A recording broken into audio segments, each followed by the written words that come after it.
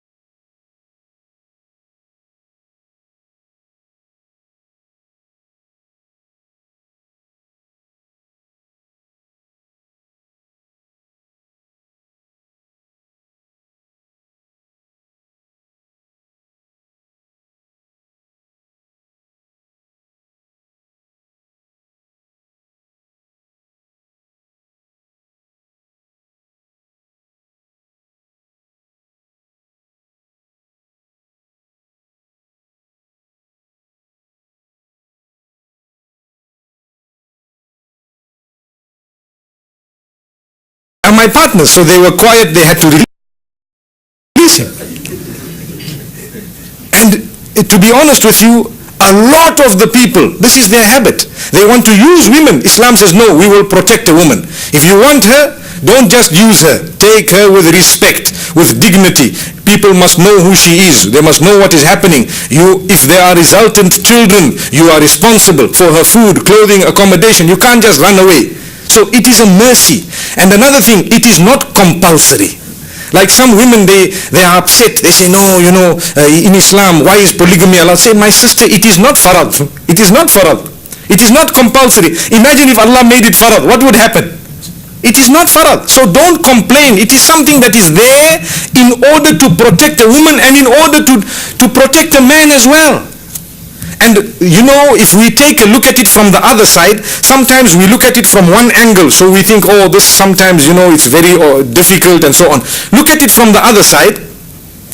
There are women who are ready to be second wives. Why?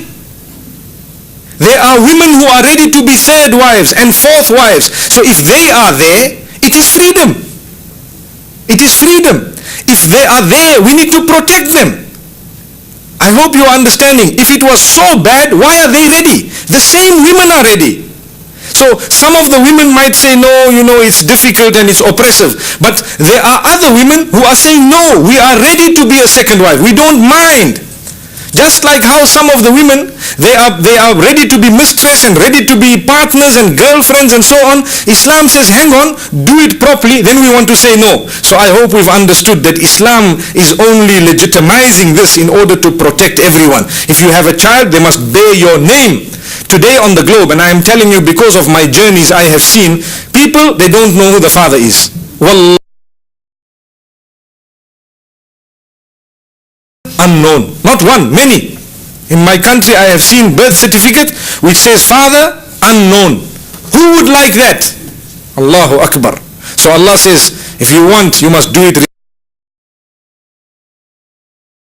the responsibility of every resultant child and so on. May Allah subhanahu wa ta'ala open our doors. And as I said, it is not something compulsory. We are neither encouraging it nor are we discouraging it. We are only mentioning what Islam has said and the permissibility that is given in Islam. So that is the issue of polygamy. Then there are several other issues that also arise. There is a very big misconception that says Islam was spread by the sword. I'm sure you heard that, where they say people fought and they forced people to become Muslim. Now that, to be honest with you, is a big hoax, very big hoax. They are pulling cotton wool over our eyes.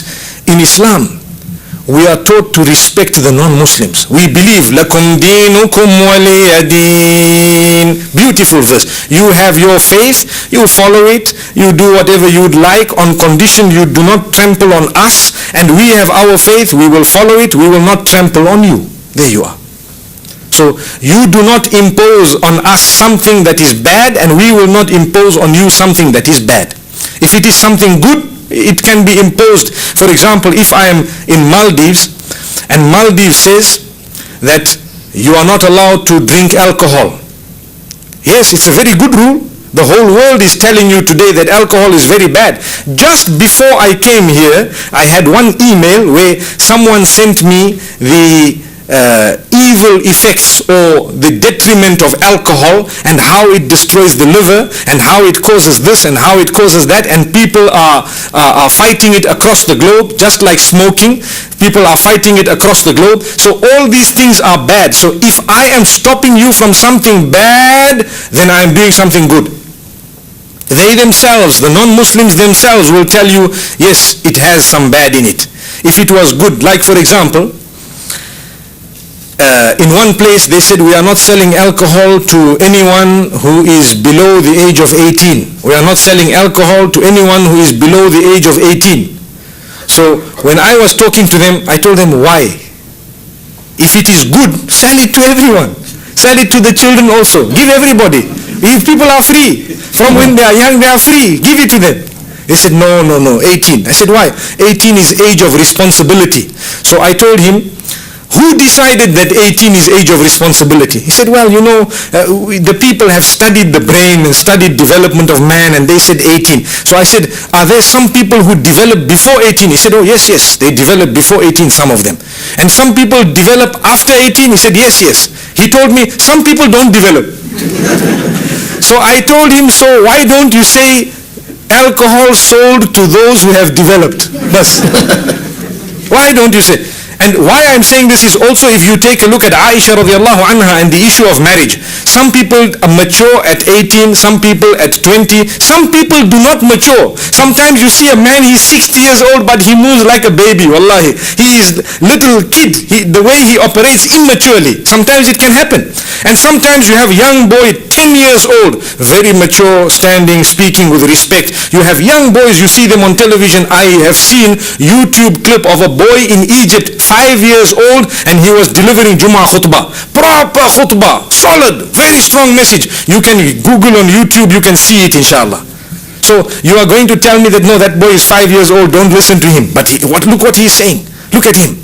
Some people are gifted. So this is why we say the issue of marriage of Rasulullah ﷺ as well, there are some exceptions. Some people have developed. It was not the norm. And it was not something that everybody did. It was one or two things that happened. There are some geniuses in this world. Aisha radiallahu anha was chosen by Allah to be such a high woman. May Allah subhanahu wa ta'ala grant us goodness. The same applies with us. When it comes to restrictions of age, they have decided 18. Some countries decide 18. It is based on studies. So Allah subhanahu wa ta'ala also has put in whatever the Sharia has put in. We will follow it. So you will find that sometimes the people will blame Islam and they will say that no, in Islam this is what it is and that is what it is. Remember, every time there is something that they say, we have an answer. And our answer is better than anyone can ever come with. But what happens? The masses, the Muslim masses, we are all guilty of not having enough Islamic education. We are guilty. We need to learn, and we need to learn from the proper sources, the correct answers. We need to know how to respond to the people, and we need to realize that this deen that we have is such a big gift. People want to take it away from us. You know, when you have a diamond, in Zimbabwe we have lots of diamonds.